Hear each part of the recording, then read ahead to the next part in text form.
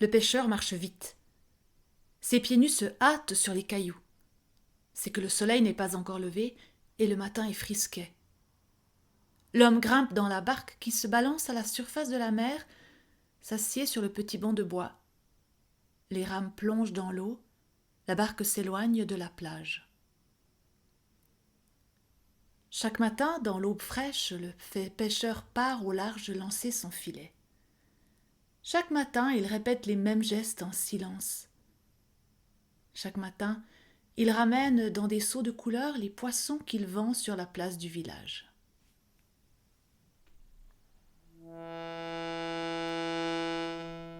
Et chaque matin, le pêcheur entend la sirène du grand navire qui s'éloigne du port de la ville un peu plus loin. Il le regarde s'éloigner jusqu'à ce que le navire ne soit plus qu'un petit point noir à l'horizon.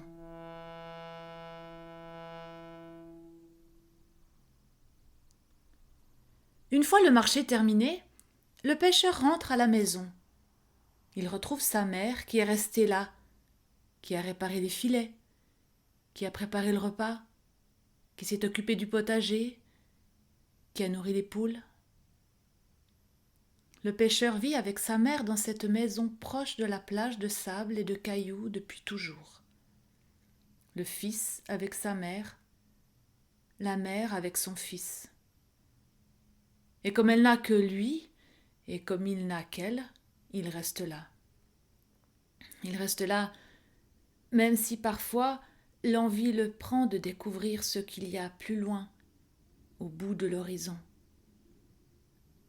Mais comme elle n'a que lui, il reste là. Les années passent. La chevelure de la mère du pêcheur se couvre de fils d'argent, et un jour, lorsque le pêcheur rentre de sa pêche, il trouve sa mère assise dans le fauteuil, la tête posée sur sa poitrine, sans souffle. Il va chercher la femme au village, la femme qui fait les morts, comme on dit, pour qu'elle lave sa mère, l'habille, l'enveloppe du linceul, ce grand tissu blanc dont on enveloppait les morts. Le pêcheur regarde le visage de sa mère un dernier instant, le drap blanc retombe sans un bruissement sur ses traits usés par la vie. Et après l'enterrement au cimetière du village, le pêcheur reprend son filet, monte dans sa barque et rame au large, vend ses poissons, monte dans sa barque, rame au large, vend ses poissons, monte, rame, vend, monte, rame, vend. Ce jour-là, le vent souffle comme quand la saison d'été tire sa révérence. Le pêcheur se laisse porter par le vent. Les vagues se soulèvent de plus en plus.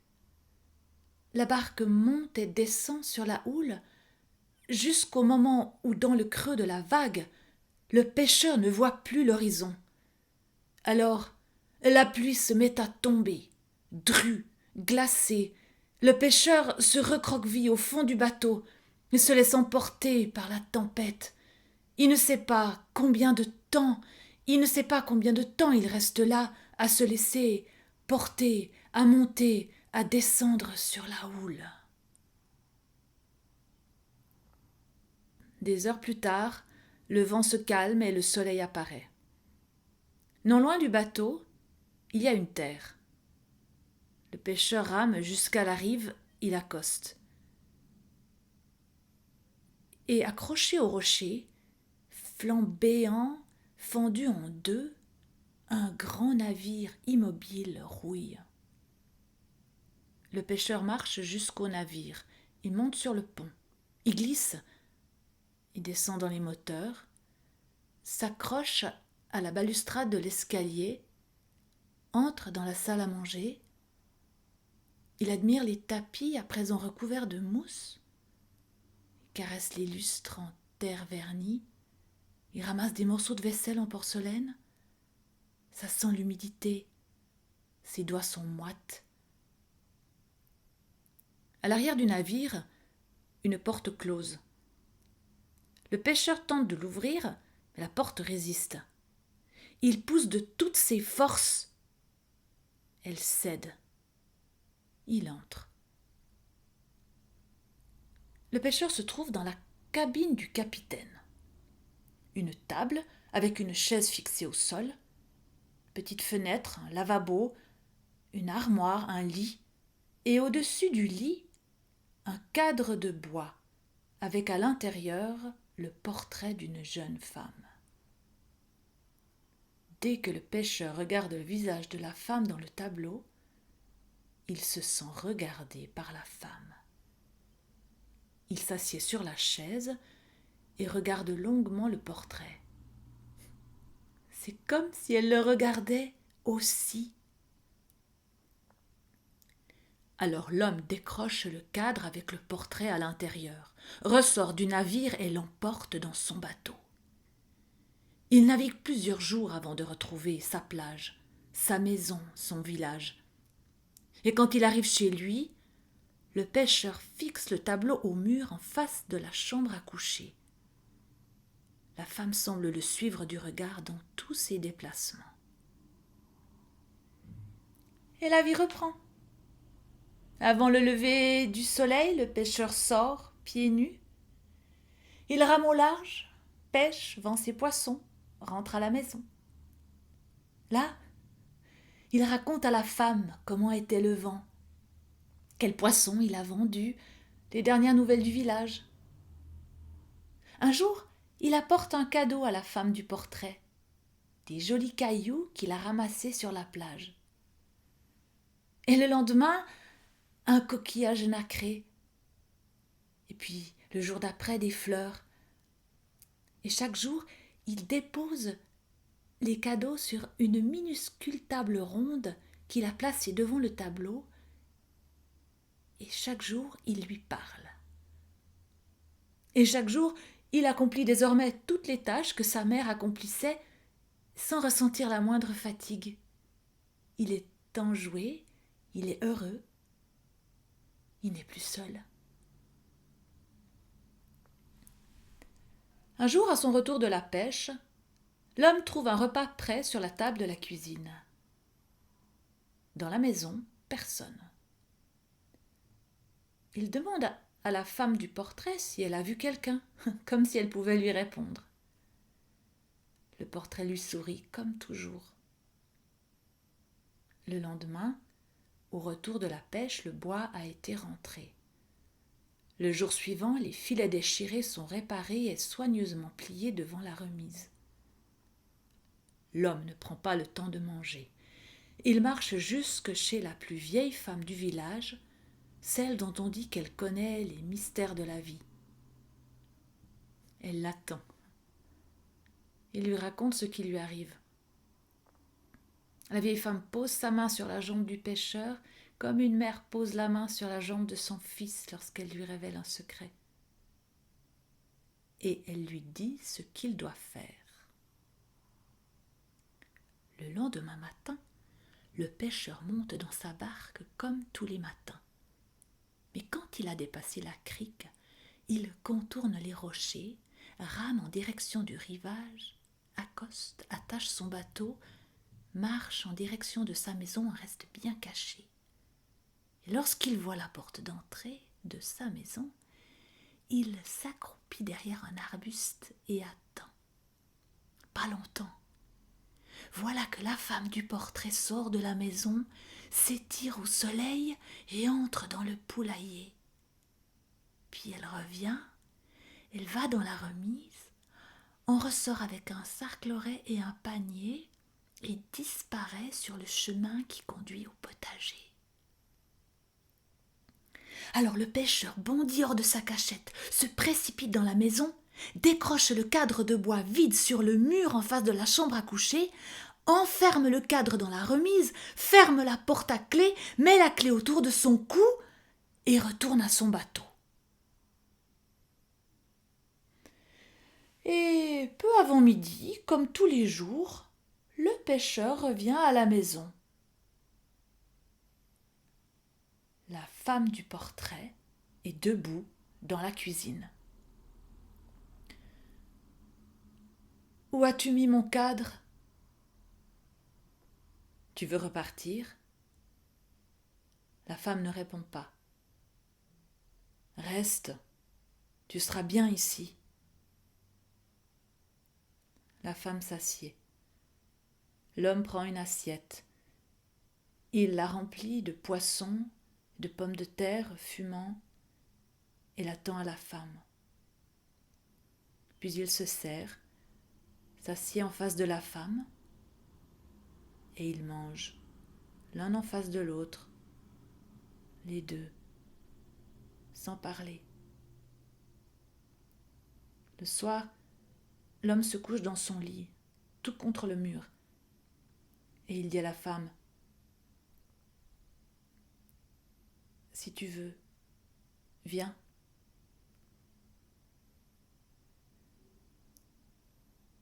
Et la vie continua ainsi. Ils étaient maintenant 2 dans la maison, et ils étaient bien. 1 an plus tard, la femme mit au monde un garçon. Et quand le garçon eut 7 ans, le pêcheur l'emmena avec lui sur le bateau à l'aube, avant que le soleil ne se lève. Ils marchent vite, leurs pieds nus se hâtent sur les cailloux. C'est que le matin est frisquet. Le pêcheur grimpe dans la barque qui se balance à la surface de la mer.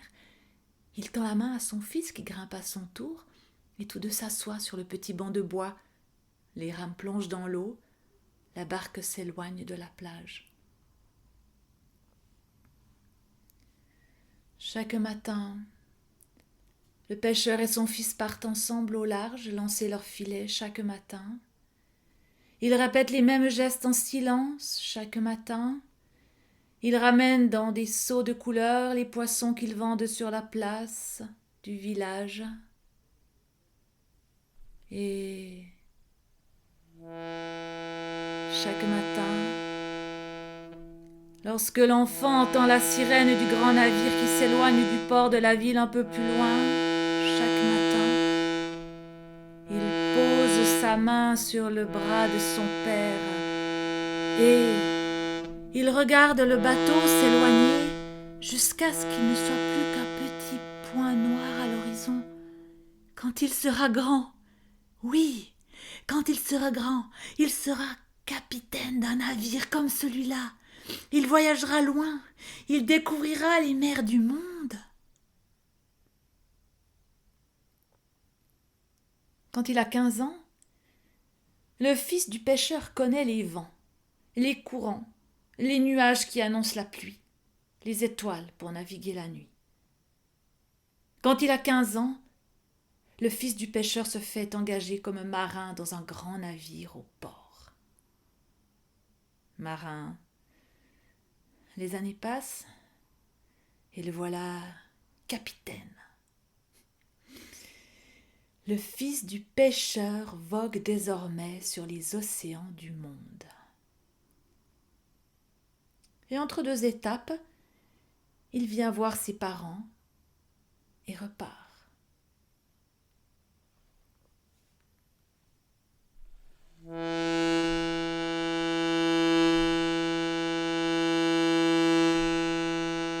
Les années passent, la chevelure du pêcheur, de sa femme, se couvre de fils d'argent. Un jour, la femme revient du potager, trouve son homme couché dans son lit, sans souffle, lui caresse la joue, fait ce que les femmes qui font les morts font.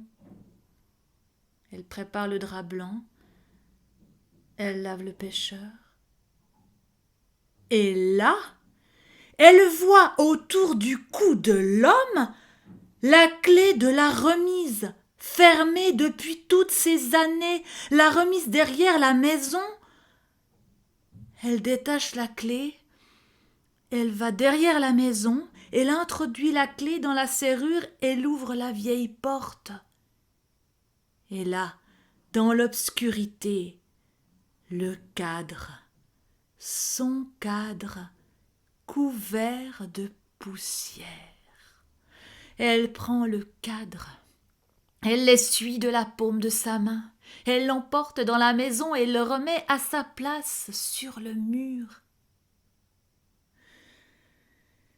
Une fois que le pêcheur est lavé et habillé, une fois que ses mains sont jointes sur son cœur et que tout a été préparé, la femme retourne dans son cadre.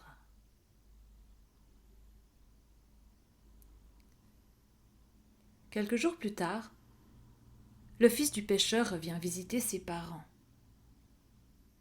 La porte de la maison est fermée. Quand il entre, tout est sombre. Il n'y a personne.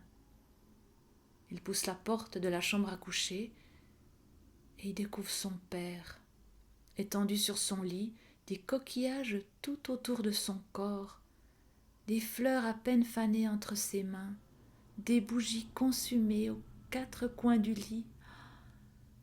Comme sa mère a aimé son père pour le faire si beau. Il ressort de la chambre et il voit le tableau accroché au mur.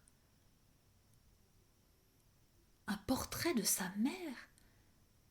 Il n'avait jamais vu ce portrait.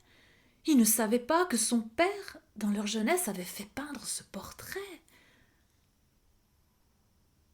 Si belle. Il se déplace dans la pièce. Son regard erre sur les meubles, les objets si familiers. Et il lui semble que le regard de sa mère l'accompagne.